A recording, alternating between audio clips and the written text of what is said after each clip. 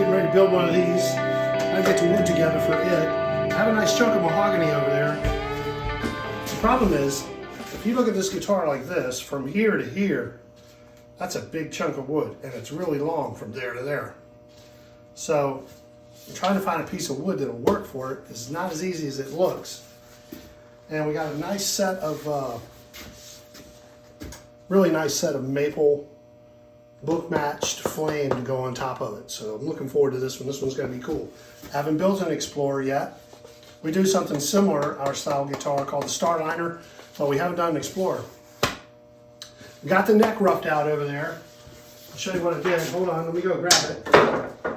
Be right back. Got the neck roughed out. Just took a piece of 8/4 mahogany, wide enough for the headstock, long enough for the neck, including the tenon, and just cut a big chunk out of the back of it. Because I'm trying to make sure that this thing doesn't move like crazy when that happens. So I like to take a bunch of pieces of mahogany and just whack that right out of the back of it. And then I just let them sit. And when you come back 6 months later, whenever you get around to using it, you can really see how it's moved. This one moved in this direction, obviously because it was cut this way. But this is thick enough now to where I can just throw it back up on the joiner and face it off and straighten it back out, and it's not going to move anymore. That's as much as it's going to do. But I'll do 2 of these when I do them, just to make sure nothing strange happens. Mahogany, especially African mahogany, tends to move around a little bit more, and it's hard to get really good quality quarter sawn African mahogany anymore because the world is what it is, you know? So I have to start looking for alternative methods of doing things. Probably have to start laminating mahogany necks and that type of thing, but that's okay.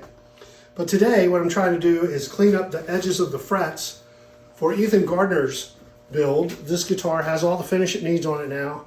The name is on, the serial number's on, signature's on.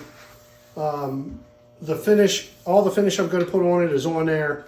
I left the front glossier than the back. I let the back be satin, which I think looks really sexy on mahogany, especially grain filled like this.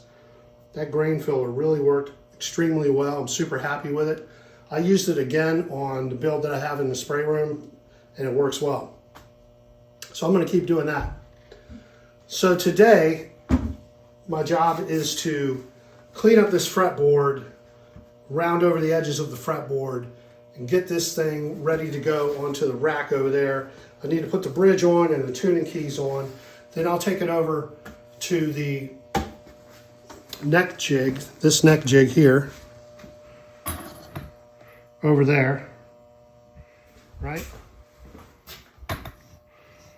So the neck jig, StewMac neck jig. You guys have seen these, I'm sure.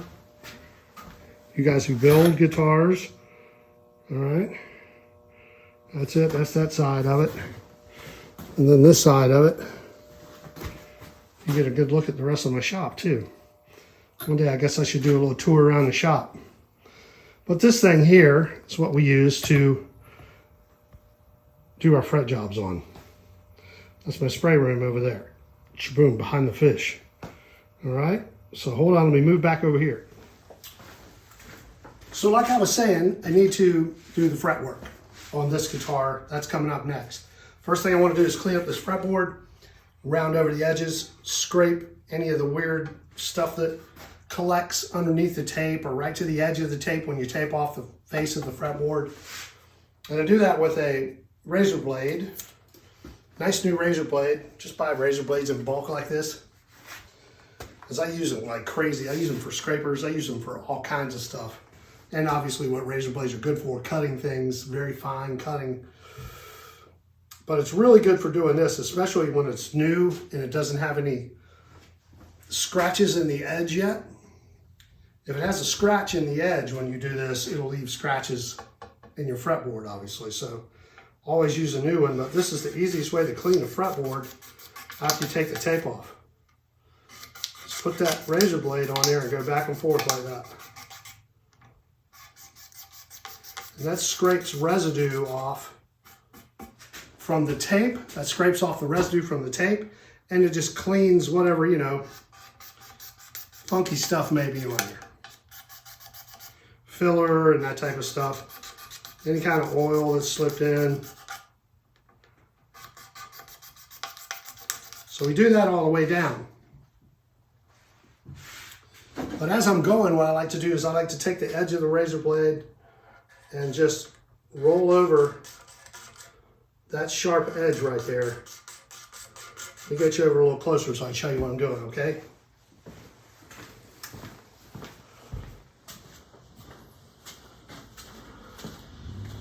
So what I'm doing is just rolling over this edge by starting here like this and just tilting at an angle around and coming back over like that.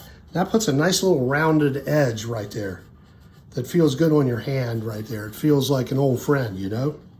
You want your neck to feel a little broke in already. You don't want the neck on the guitar to feel new and sharp and uncomfortable. So as I do these, like that, I then come back and do this. Like that, on both sides. I've already done these up here, but I'll do them for demonstration purposes. Right?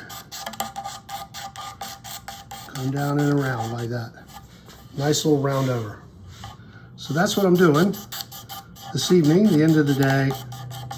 This is a nice job to kind of finish the day. Drink a beer while you're doing it or whatever.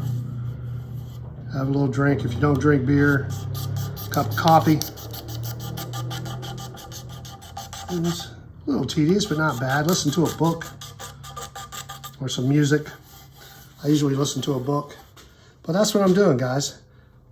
All the way down the neck. Now, I'm not going to bore you to death by doing that all the way down the neck. I just wanted to show you that quick little tip.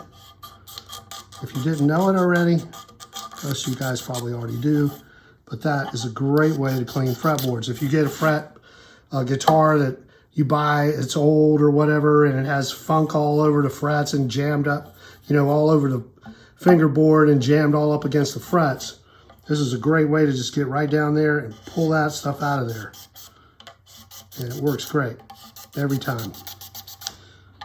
All right, and then after you get it scraped down and cleaned, and you round over your edges like you like them. I mean, you can do this as much as you want on your personal guitar.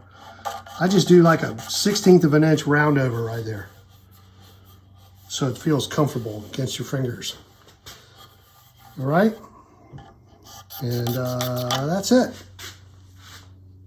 Then, of course, after you have them, another thing, after you have them all the way down, you've already rounded over your fret ends, you can just take this and go back and forth. Like this, across here, back and forth, back and forth. I'll do it on this other end so I don't scratch my edge. Okay, that also helps pull things over, man, and make things more comfortable. Just by doing that, with the sharp edge, obviously. Okay, so yeah. Nice little cleanup on the fretboard. Okay, so that's it for today. Just a quick video today, in between builds, getting ready to start on some new builds. The Explorer build will have a 3x3 headstock, the Worth guitar headstock on it, not like the banana thing that Gibson does, because I'm not trying to, you know, be Gibson, obviously. And let's see, Philip Herder's guitar obviously needs to get in the shipping crate. We're waiting for the case to get here. We got the box over there. I buy these really cool kits from StewMac for shipping guitars. They work really well. And the blue guitar, the Sonic blue guitar, she just got wet sanded for hopefully, you know, one of the last times. We'll hit this with one more coat of top coat, one more good coat of top coat. And I've found that if I wet sand them to where it's almost finished and then hit it with a nice light coat of lacquer one more time, then block it down one more time. If you got good spray equipment, you won't have a lot of orange peel and it'll lay down nice and flat, man. And you just come back, block that down once more, and then buff it out, man. It's nearly flawless. So that's where we're at on the old Sonic blue guitar. And dust on me.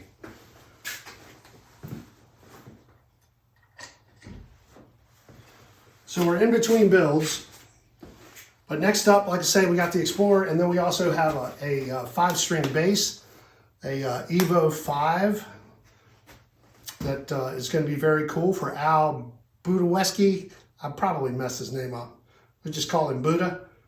And then this is for Jim Bob Severts, the Gibson Explorer with a flame maple top. That's going to be very cool. So stick around, and thanks for watching, man. I really appreciate y'all tuning in and, you know, commenting and liking and sharing, man. It's very cool. I appreciate that. Hit the subscribe button if you haven't subscribed. It's down there. It's a little red thing. Bam, reach down there and poke it, all right? And try this out on your next guitar build, and I hope it works out for you. I hope things are going good for you, man. I'm going to get back to work and do some of this stuff here and listen to some music, and we will see you guys next time. Get out there and see some music. See some live bands, all right? We'll see you. Peace. Bye now.